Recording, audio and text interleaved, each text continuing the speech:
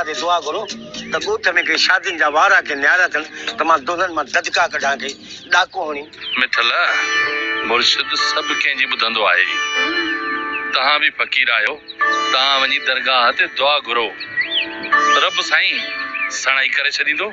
असांजी मिनट न तो मने मुर्शिद फकीर साईं ओ बा शादियूं थींदियूं रोजी करा तो के खर्ची कराईंदा थी सफा को साधो आई बाबा असा फकीर त लालच ऐं लोभ खां सफा परे हूंदा आहियूं बाबा मालिक साईं तव्हां जी रोज़ीअ में बरकत विझंदो हल वॾो को बेचे वेलो फकीर को वॾो माण्हू चओ या देरी कोन करणी आहे दुआ करण में बाक़ी मिठल जी का इज़त नहीं ना डाको हणी बाबा मुर्शिद के मोहजे सिफारिश जी जरूरत नाही सब कंहिंजूं मुरादूं पूरी थींदियूं आहिनि हिन दरगाह तां सवाली कोई भी खाली ना आहे वेंदो सिर्फ शर्त हिकिड़ो आहे नियत नेक हुजे मंजिल मिली वेंदी आहे चङो खुदा हाफ़िज़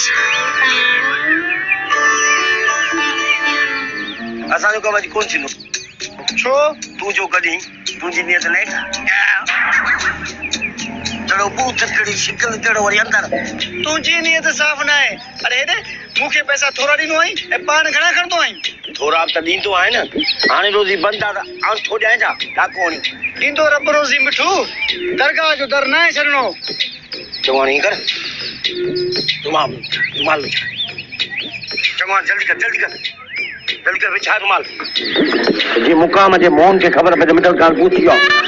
कठाई मन ददका दो लमा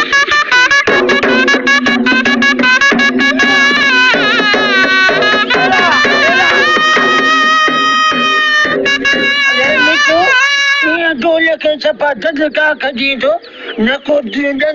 न का जानी बाबा माली मुर्शिद जी ड्यूटी लेड़ा है डाको हणी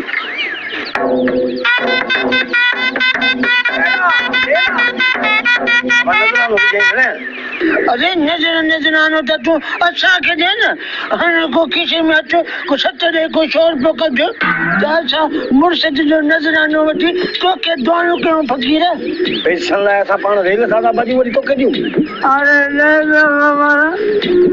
यो फकड़ो जोलो हो जाए मत तो खराब करे